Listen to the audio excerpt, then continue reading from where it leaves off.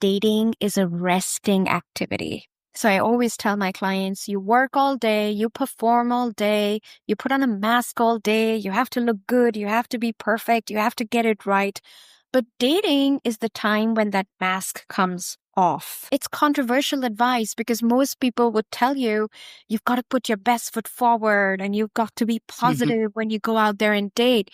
But, I still call that performance energy because I feel like what's most authentic and most attractive in women is when they can relax and just be themselves. It's what I call being in your feminine, just being energy, not doing energy, which is masculine energy. Enjoy a glass of red wine and rest and relax. And he can do the work to impress me while I sit back and evaluate if he's the right one for me or not. Well, hello there and welcome to this episode of the Terri Cole Show. I just had a very interesting interview with a Sami Wunder, who is someone I've known for a few years online through a mutual friend. And she's a leading international relationship and dating expert who specializes in working with ambitious, high-achieving, straight women, I will say, helping them attract lasting romantic love. So I just wanted to be clear about where she's at. She talks a lot about masculine and feminine energy, which is not necessarily gendered energy. It's just there's behaviors that go along with those categories. But she has had a very successful business dealing with women who it's almost like they're too busy to date, or they're so successful at the work stuff that they can't figure out why they can't figure out the love stuff. One of the top things we talked about is not needing to try to earn love, right? Really believing that you're worthy inherently and that dating in a way that reflects that self-belief. Then we talked a little bit about how to get there, a little bit of faking it till you make it. I hope that you enjoy this interview with Sami as much as I enjoyed interviewing her. I'm so excited to welcome my pal, Sami Wunder, to the Terri Cole Show. Sami, welcome. Thank you for having me. Excited to be here. Me too. We've been trying to get it together. I feel like I've known you for years at this point, and we've been trying to get it together. And here we finally did it. So I'm feeling very excited to talk about all things love and partnership and relationships. And this is, I was telling the listeners and the viewers at the top, basically what you do. Really being a dating expert, and your business is really helping women in particular who want to be partnered find their right and perfect partner for them. Would you say that that's about right? Yes, absolutely. And I think I tend to work with a lot of high achievers. So, women who have great careers who often tend to then have a hard time in their love lives, and not just in dating, but also inside of their partnerships if they have attracted a partner. Okay, so let's talk about first, just from the get-go, before we even get into it, why is this what you do? So for you, what is your, if you're a Marvel movie character, and what would your origin story be that sort of brought you to this place of being obsessed enough with love and connection to become an expert? Well, what a great question to start with. And I would say it was my own personal struggles with men and in love.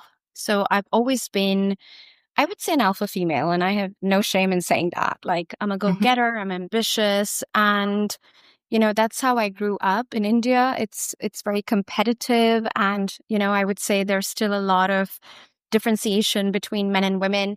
And so my mom, who happens to be a professor of women's studies, so she was empowering women in her own way at university, she always taught me and my sister, it's all about your brains, it's all about your intelligence, it's all about, making a mark for yourself and never having to rely on a man for anything.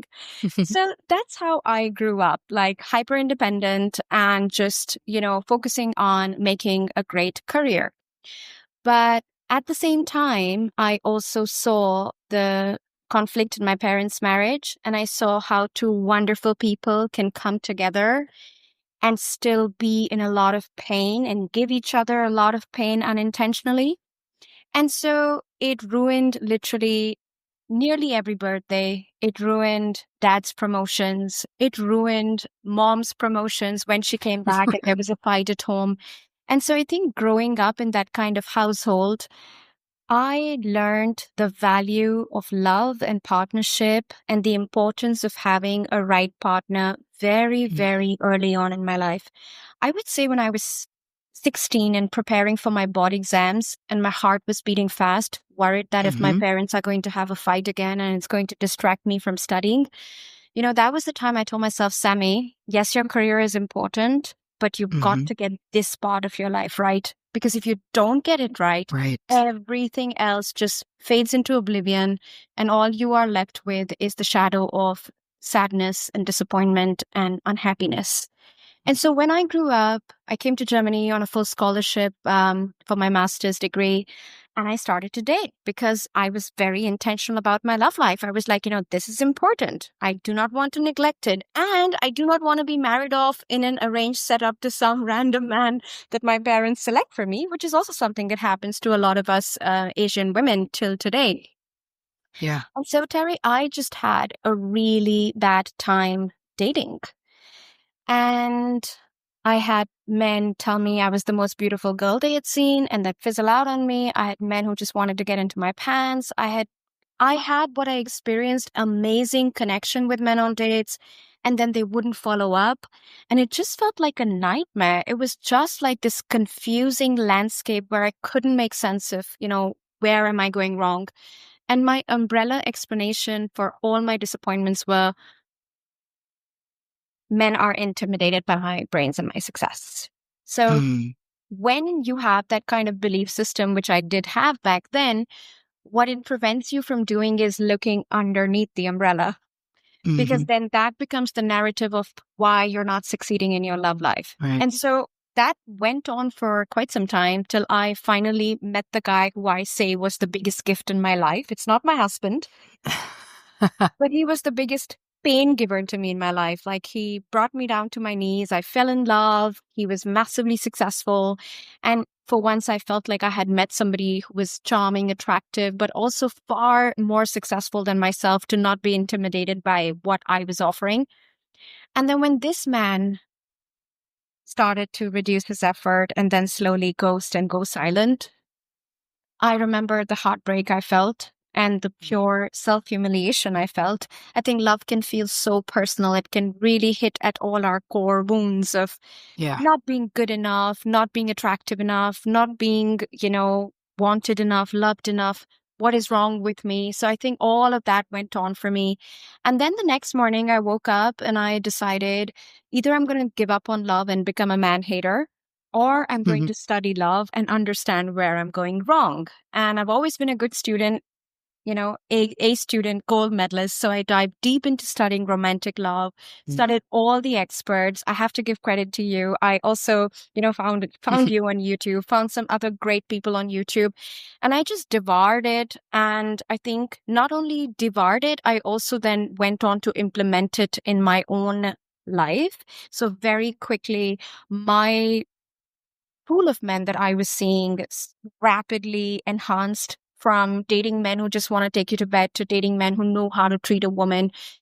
But more than anything, working on my self concept, who I was, what was I worthy of, what was I deserving of. It is said we accept the love at the level at which we think we deserve it.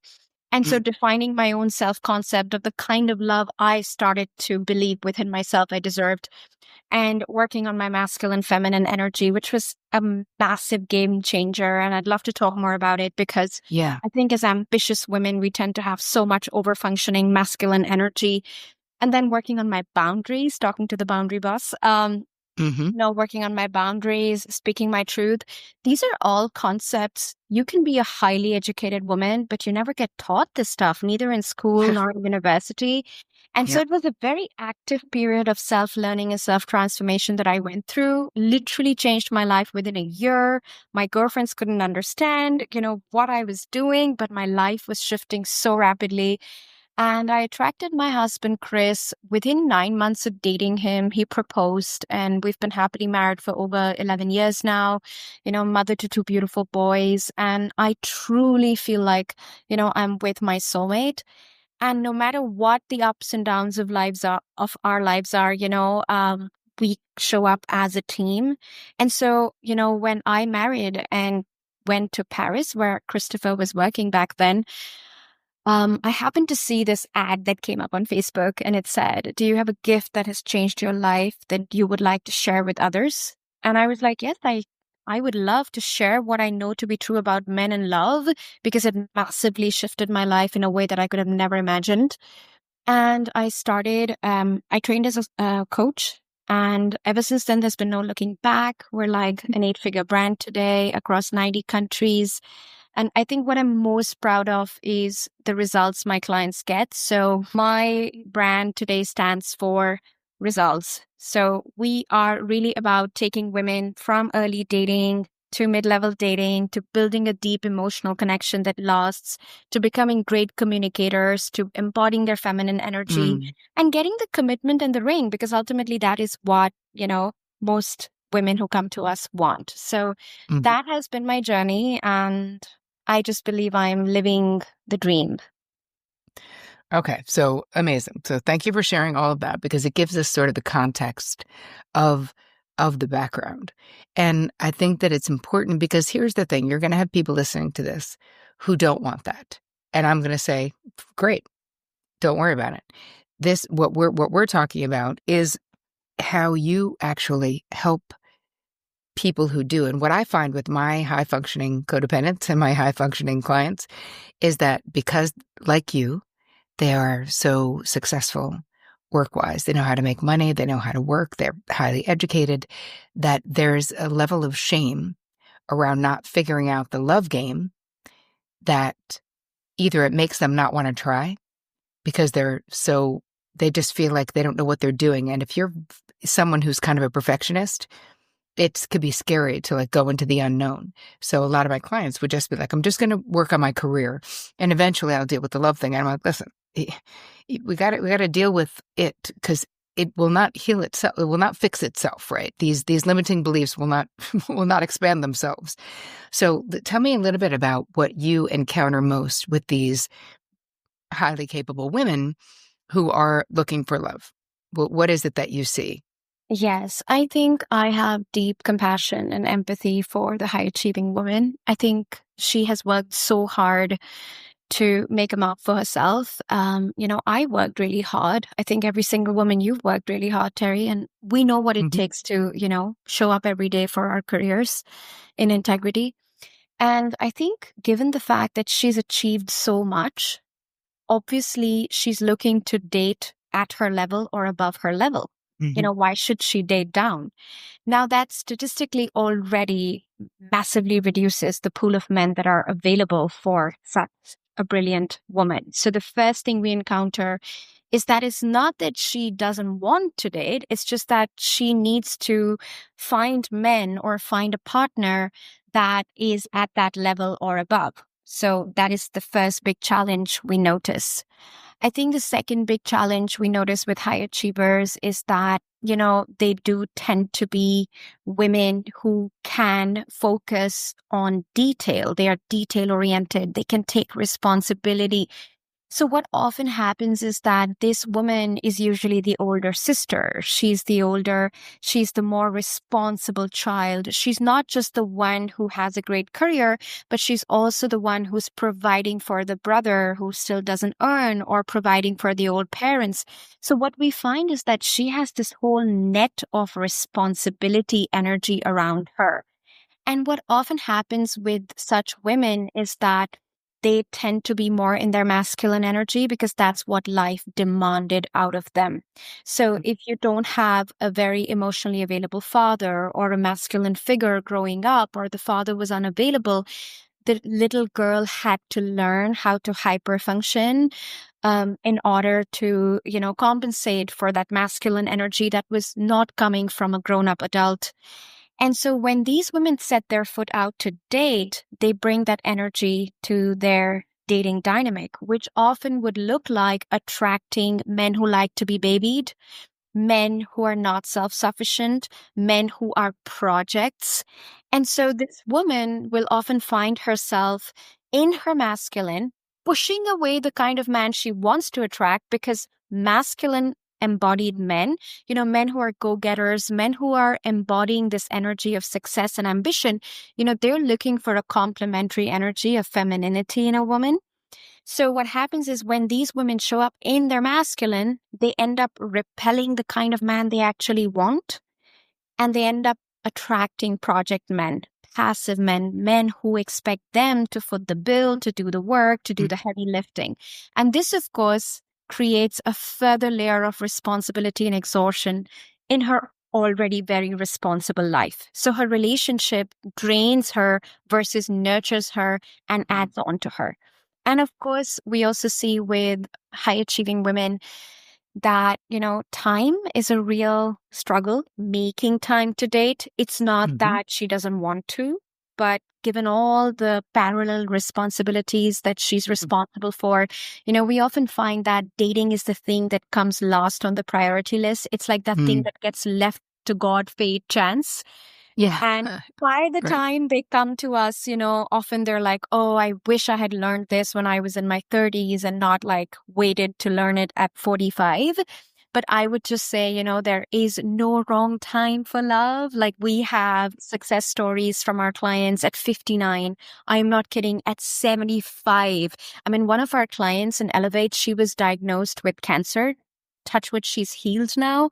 But she said that inspired her to look for a partner because before this, she was in a toxic marriage and divorced. And, within a year of practicing the skills in Elevate, this woman went out and, she's got a nice promise ring now. And she has a partner who loves her. And it's a very different flavor of love. So we always tell our clients, don't let life hold you back. I think when you are being in that masculine energy and you're doing all the things, sometimes attracting a partner or even dating can feel like a chore, like an additional to-do item on your list. And the most important thing to remember is that dating is a resting activity. So I always tell my clients, you work all day, you perform all day, you put on a mask all day, you have to look good, you have to be perfect, you have to get it right. But dating is the time when that mask comes off. It's controversial advice because most people would tell you, you've got to put your best foot forward and you've got to be positive when you go out there and date.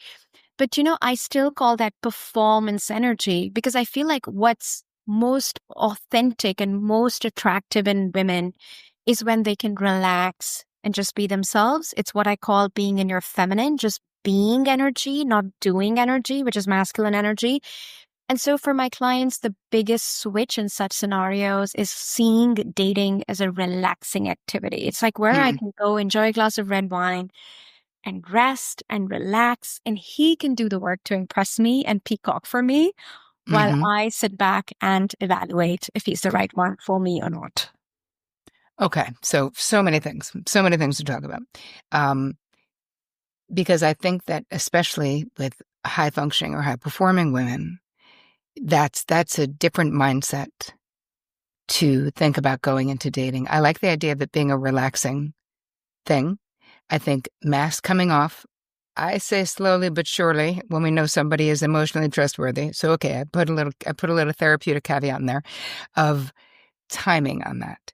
But I also, what I hear you saying, Sami, at least, I don't know, this is just the lens I see it all through because it's usually therapeutic, is that you're instructing and sort of helping women be honest in their dating life. Like when you said, I'm going to go back to something you said a bit ago about wanting to date at your level. Like there's going to be people who listen to this who find all of this offensive, who find all of this like, oh, it's all about what the person makes and not. And what I want to say is that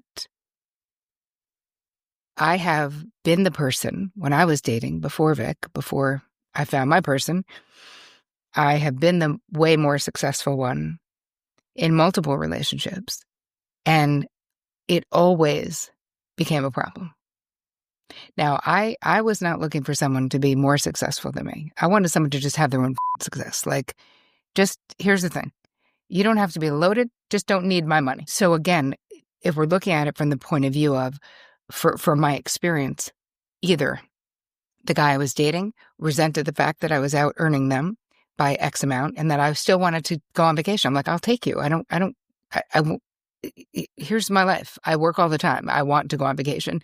And eventually there would be either some felt emasculated by that. And then some I eventually felt resentful about. So there wasn't like that mutuality. So, and I also want to clarify that when you're talking about masculine and feminine energy, we're really talking about it doesn't have to be a gender thing around it. It's basically behaviors that are associated with masculine energy, behaviors that are associated with feminine energy. And I do think that with my high performing women, it's easier to be hard than to be soft, that it's more natural to be defended and to keep our most tender heart protected than it is to allow someone to do for you, accept, right, someone else's effort on your behalf. So what do you say to women who are sort of used to being in charge in their life if they want to change their mind about that and go into a dating situation where they're attracting someone who's capable and competent and willing to put in the effort? How do these women need to change their mind? I think, firstly, thank you for making all those remarks. Extremely useful. And yes, it's very important to qualify that masculine, feminine are not gendered concepts. They're energetic concepts, and both men and women possess these energies, and it has nothing to do with your gender. So men also have both feminine and masculine, and women have both masculine and feminine. And we need our masculine. Like, I am in love with my masculine energy. It helps me make and create such an amazing life, and I think all the single mothers out there, kudos to our masculine energy so we can put food on the table for our little ones and look after them. So there's nothing to be ashamed of. In fact, your masculine, in Elevate, I always talk about how your masculine has your own back and how that is the concept of you having a strong spine. And the stronger your spine, the more you are emotionally dependent on yourself. And this is a good thing. This is a healthy thing. And so the only thing we want to teach our clients when they're learning about masculine, feminine, and polarity is that masculine that is in you, we don't want it to flow outwards on your guy, on a man. We just want it to come back inwards into you and up level you. What can I do for myself today? How can I look after myself today? How can I fill my own cup today? So that masculine is very much needed. It's just the way the energy is directed. And we talk about it being directed inwards to uplift yourself versus outwards on the man to control him, to command him, to tell him what to do. And when that masculine is directed inwards, you create that natural space where his masculine can then flow towards you and nurture you and pour into you. So my clients would tell me, for example, Sami, I just came back from a hard day at work. I had 3 TV shows to shoot. And, when I got back home, he had made dinner. He had come back early and he had made dinner and, it was all ready. And I came in and I said, oh, I'm so tired. And he's like, let me give you a massage, and he picked my feet up and he gave me a massage. And, I've never experienced something like this. So I literally felt uncomfortable, not knowing what to do. Like, am I supposed to give him a massage back? How am I supposed to thank him? Should I buy him a shirt? What do I do to I should give something back. And this is where we say, learn to receive, just like you have learned that giving is a beautiful thing. Our universe rests on divine balance of energies. Masculine balances the feminine, feminine balances the masculine. Receiving balances the giving, giving balances the receiving. And so I think for a lot of us, we just feel like giving is the noble thing to do. And, I can resonate with that. That's how I saw, growing up, what love looks like. My mom did everything for my dad. So if you love somebody, you just give, right? But then I learned that, I could give. So I still give. I give to charity. I give to my children. But with my man, I train myself to receive from him. Okay. And receiving can feel selfish. receiving can sometimes bring up guilt. It can also make us face our self-concept. If our self-concept is weak, for example, if we don't think we're worthy of the good things, or if we constantly ask ourselves the question, what did I do to deserve this? Then Mm. when we receive from a man or we receive from anybody capable and competent, we are going to have this question arising, what did I do to deserve this? And this is where I say, you are worthy from within. You are worthy just the way you are. When a child is born, they don't question, do I deserve my mother's love? Am I perfect? Mhm. Is my nose perfect? Is my body the perfect body to be loved?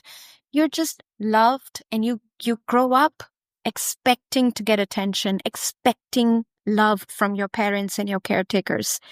And what if you brought that to your dating dynamics? What if you expected to receive more?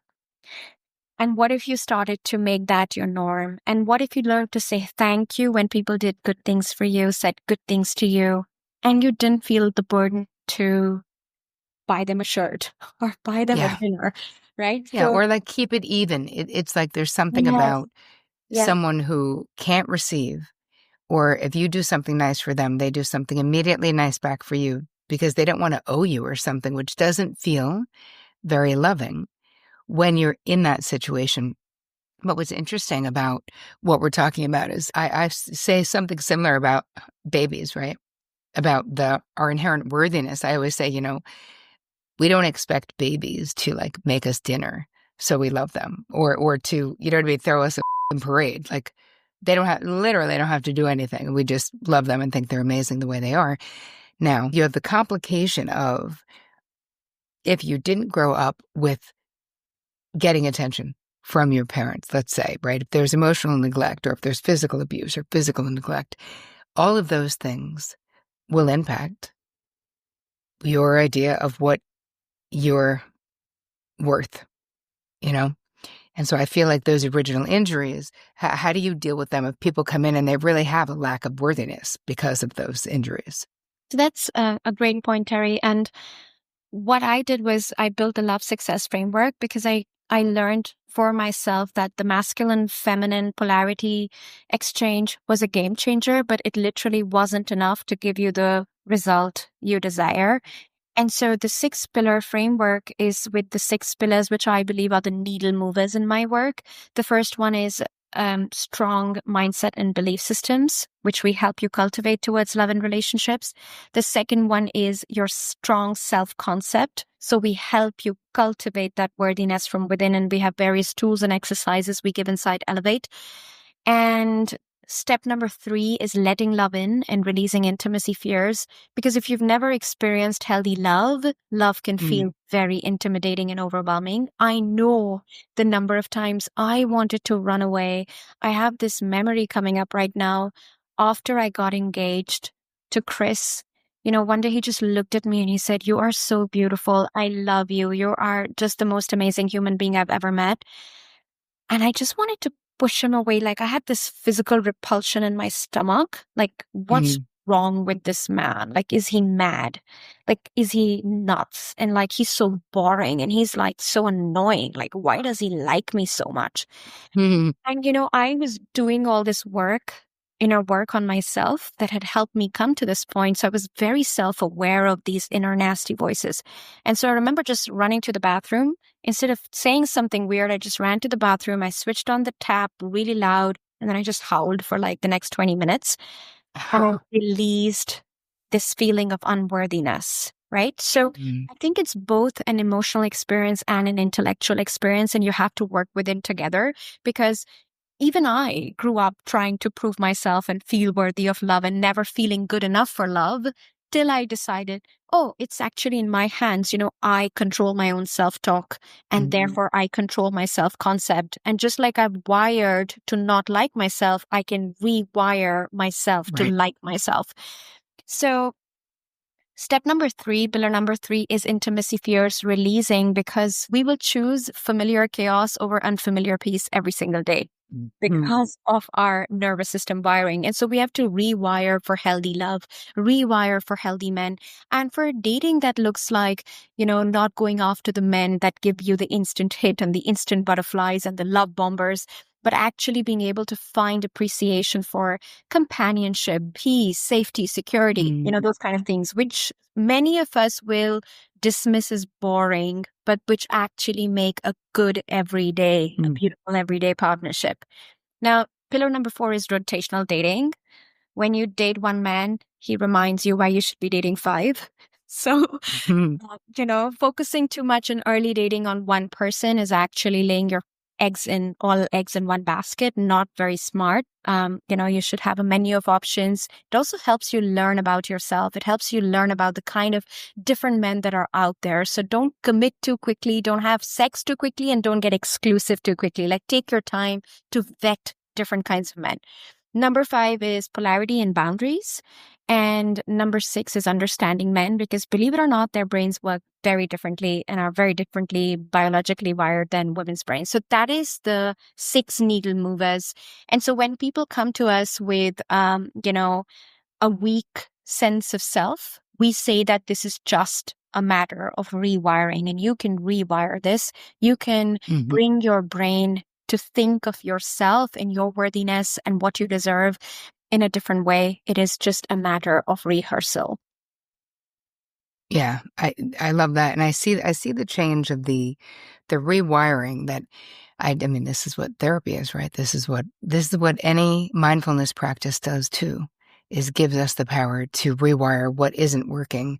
And I think that for the high achieving woman, it is hard to need help. And I say that being a high achieving woman, that it's so easy to help others and so hard when it's you. And so I feel like if you're listening to this and you're identifying with this, just know that you're not supposed to know everything. You're not going to know everything. And the way that you fix problems in your career doesn't necessarily translate to love itself. And that we all really deserve to be in relationships that feel good.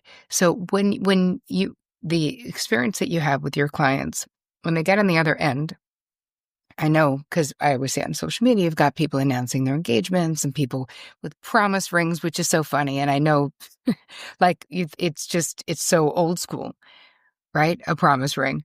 But yet people are still doing it and still interested in, like, the exclusivity, because obviously, Sami, we know there are so many ways that people can be in relationship with each other now. What you specialize in is one particular way. You specialize in people who are seeking a more traditional, monogamous, long-term situation that leads to marriage, correct?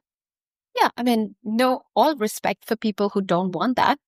Sure. So we've helped people in open relationships. We definitely celebrate committed partnerships inside Elevate, but the BBC called me the Get the Ring coach. And that's just because I think the formula that I am teaching is very effective for going to that, old school traditional way of being. And, I can, from an expert perspective, I think there's one part of our work which is clinical and trained and coaching, but there's another part of our work which is life experience, and that we share with the world, and I think I'm so much an expert at this because it's what I lived myself. I don't know if you know this part of my story, but I refused to be my husband's girlfriend.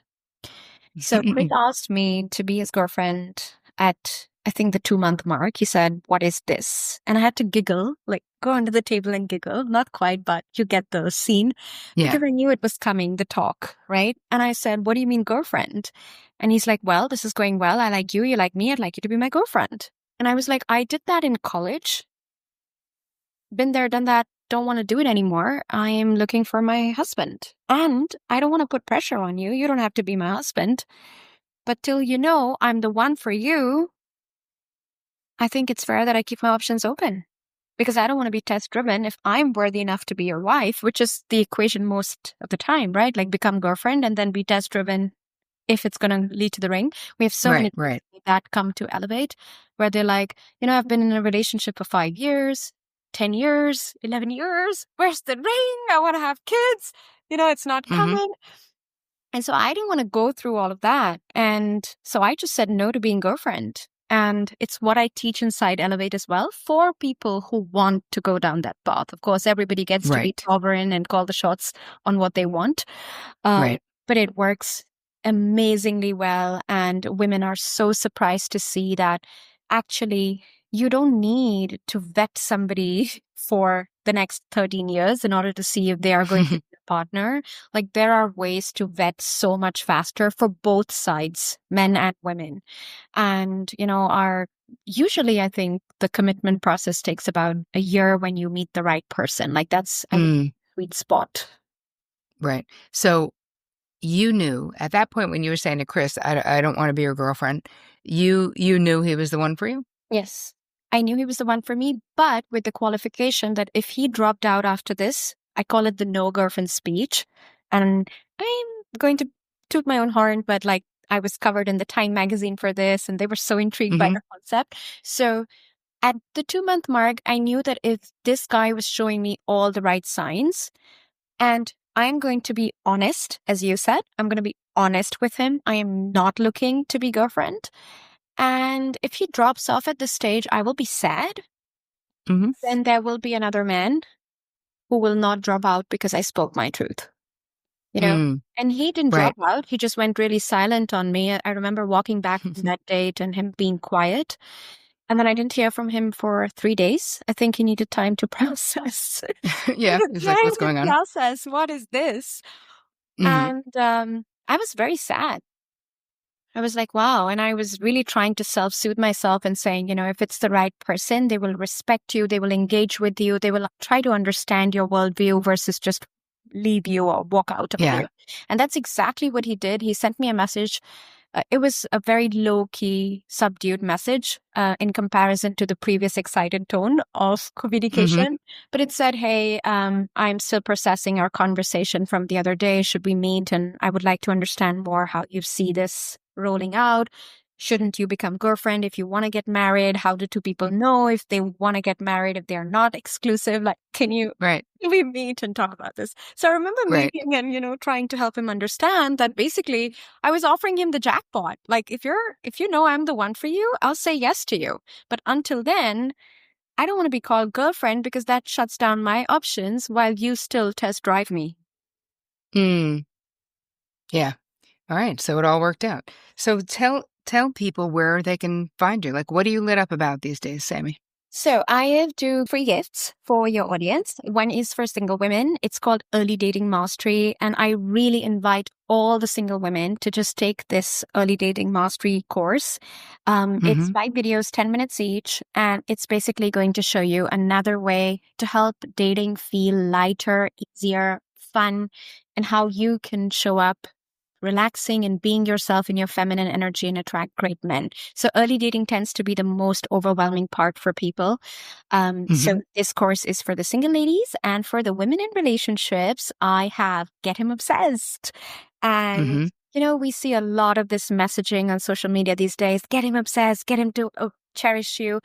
But Terry, I truly believe it's possible. I believe that our partners step into relationships and partnerships with the intention of loving us. And somewhere in the middle, that intention gets lost, life comes in the way. And so Mm. this course is going to give you the tools and the skills to bring that spark and to bring that connection back. Yep. All right. That is great. And you have a website too where people can find you. And I know Yeah, you're on social because spell my that's name right. I'm all over the internet. Sami, Sami, Wunder, Sami Wunder, SamiWunder.com. Follow me on Instagram. Say hi. Tell me you found me through Terry, and would love great. to hear from you. Thank you so much for being with us today, Sammy. I appreciate you. Thank you for having me.